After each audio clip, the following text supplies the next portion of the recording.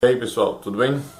Como eu disse, voltamos a fazer vídeos, embora que eu tenha me atrasado uma semana, mas voltamos a fazer vídeos. E o vídeo de hoje, gente, nós vamos falar dessa arma aqui, dessa arma aqui que pode ser usada muito bem para defesa pessoal, que é a Bíblia de Estudo Arqueológica. Então, antes de começarmos, cuidado com o susto.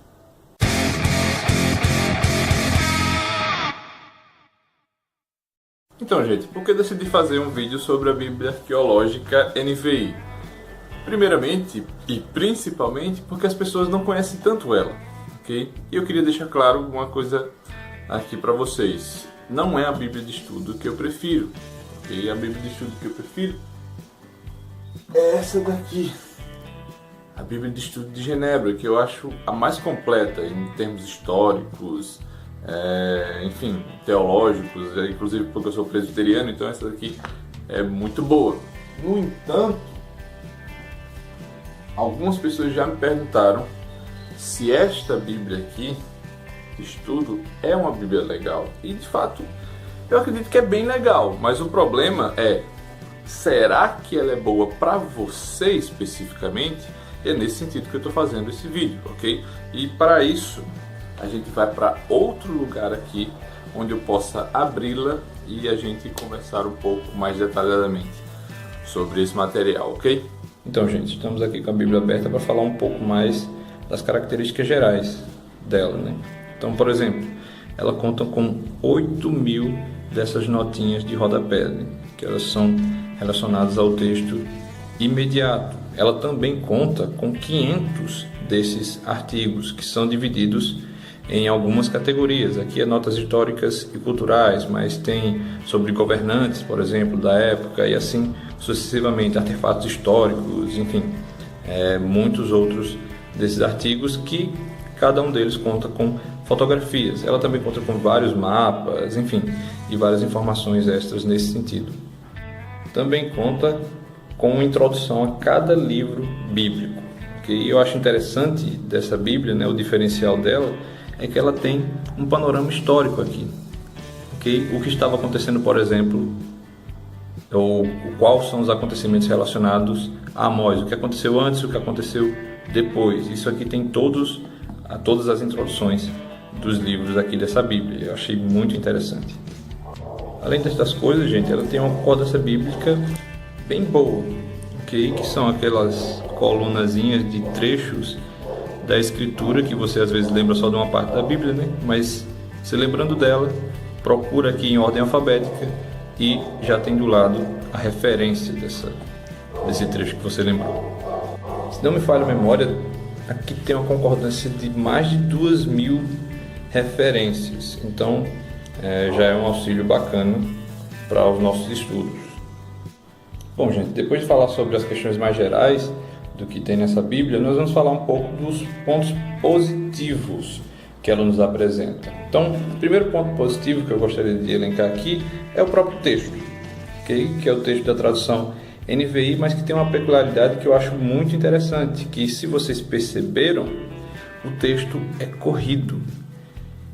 E não só corrido no sentido da NVI normal, mas é corrido no sentido diferente das outras Bíblias, que ela não tem aquela coluninha que divide o texto no meio. Aqui é uma citação, né? Enfim, ou especificamente aqui o Pai Nosso, então ela diferencia para como se fosse uma citação, uma oração, ou também em poesias ele vai fazer essa diferenciação, mas o texto normal dela é corrido assim, e eu acho isso muito bom para a fluência de leitura. Realmente, embora essa Bíblia seja bem grande, é uma das que eu mais leio justamente porque é gostoso de ler.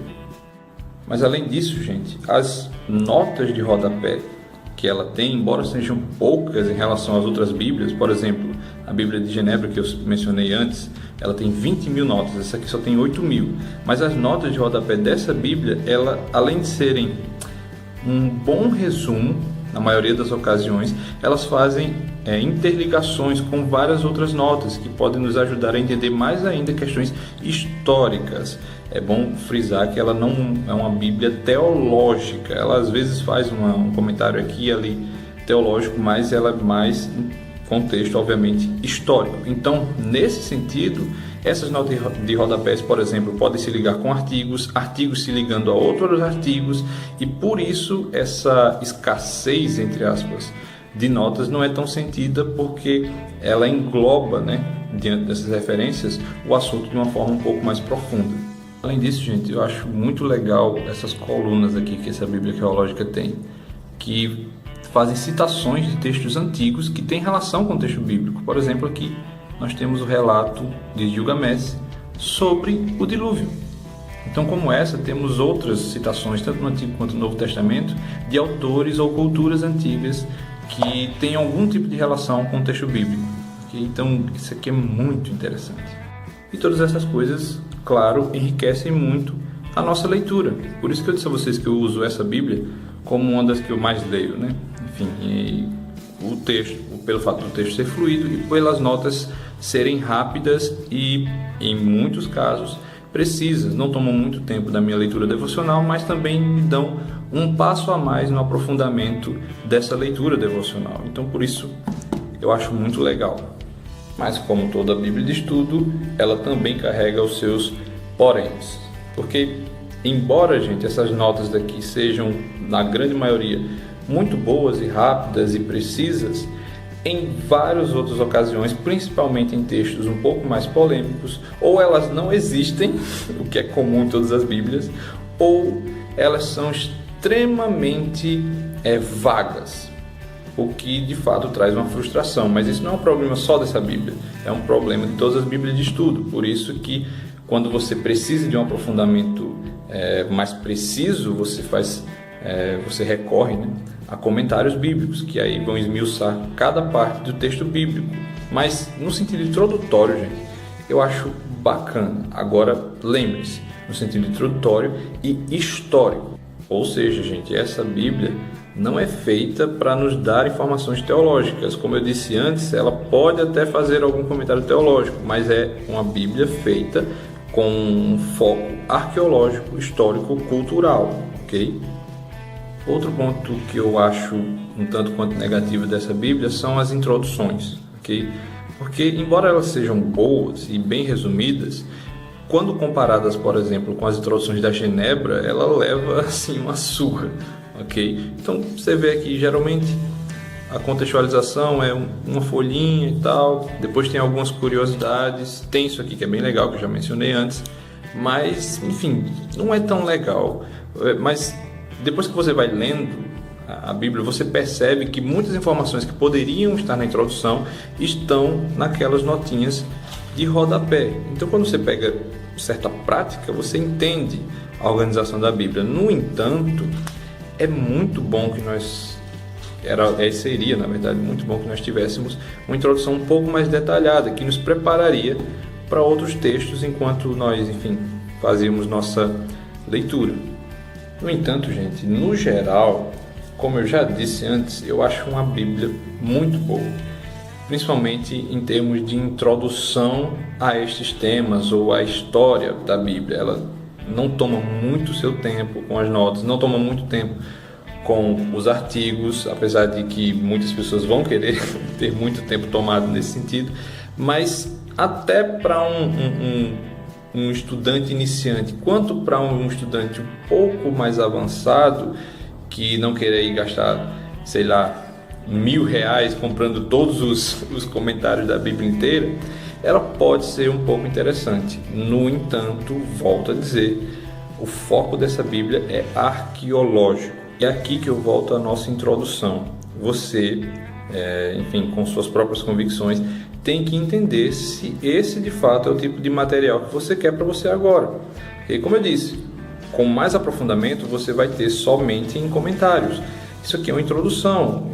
Muitas coisas aqui, como eu disse, vão ficar vagas. No entanto, eu acredito que é uma experiência bacana para aqueles que estão sendo iniciados nesse tipo de estudo. Como eu disse a vocês, eu comprei ela faz uns 3 anos e ela me ajudou muito até para saber, por exemplo, o que eu queria saber mais profundamente sobre alguns livros bíblicos, ok?